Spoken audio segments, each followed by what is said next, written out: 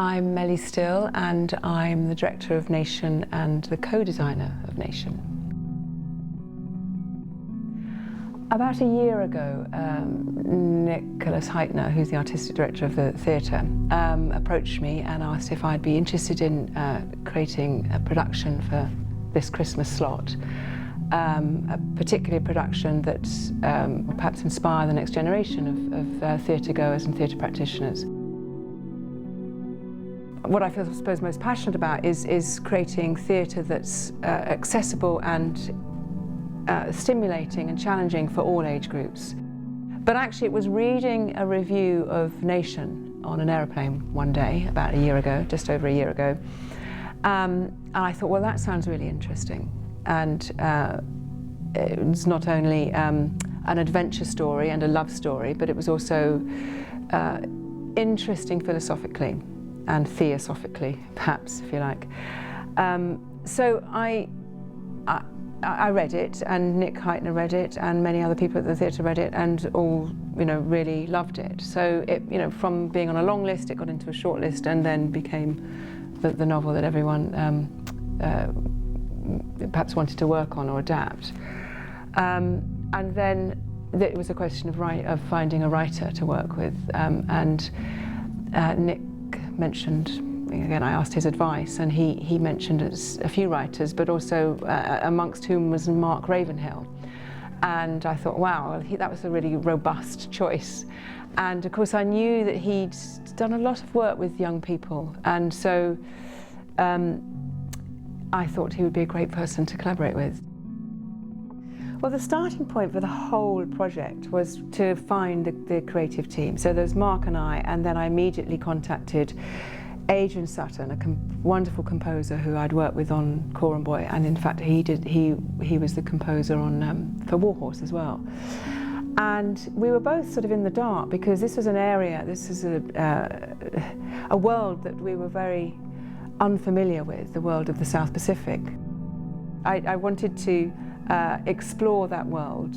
So I met some Polynesian storytellers, dancers, musicians, to try and become more familiar with their rituals and traditions.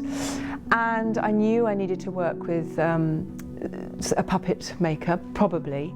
There were animals there were animals in the show, in the story. How do we do the animals? So I wanted to collaborate with a designer, a particular visual artist, Yvonne Stone, who would be very inventive and playful. And then, of course, my co-designer, Mark Friend, came on board, and wonderful costume designer, Dinah Collin, and also Fiona Morell, who's my assistant, but actually became crucial in researching this world. So we all were very green, and we all began at the same place, including Mark Ravenhill, and that place is the story, the novel. So that's where we started, with the novel. And in fact, Mark Ravenhill would go off into his little room at the top of the studio. All of us our task was to get to know the story, to get inside the head, the mind, the imaginative world of Terry Pratchett and Nation. We try and imagine what it was like to be in a situation where you couldn't speak someone's language. How do you communicate, and so on. So we just played around with the situations that these two protagonists, Mao and Daphne, might find themselves in, or other characters. Thinking they're the only person alive, and what do you do when you come across someone who is who absolutely represents everything you've been taught to hate, or in some way be afraid of, maybe not hate, but be afraid of. Mao is incredibly afraid of the idea of seeing a white person. He associates with death. He perhaps thinks he's dead, and that she's a ghost girl, he calls her. And of course she thinks of him as a savage, and of her own, their respective prejudices set in, but not for long. So, we just really went back to went to the root of what we thought the novel was about. I love to work with the best visual artists, the best musical, the best composers, because it is so exciting to me, to make the aesthetic, not always beautiful, but stimulating in some way, whether or not it's provocative or challenging. I mean, sometimes you don't need anything, you know, and the story is the story. But actually, you know, when we're going into a world where we've got to create a tsunami, we've got to create drowning, the visual language really does help, and the musical language. And I think there's a lot of, you know, we've been quite keen on creating a lot of underscoring in the way that melodrama perhaps used to in, you know, Mozart's time, when Mozart was writing melodrama with, as well as his operas. And we see it in film all the time, because music is always underscoring film and television. The technical time is an incredibly, for me it's very exciting time, because all those things that I've been a bit holding in here and talking to the different departments and the different collaborators about are suddenly there, you know, bearing the whole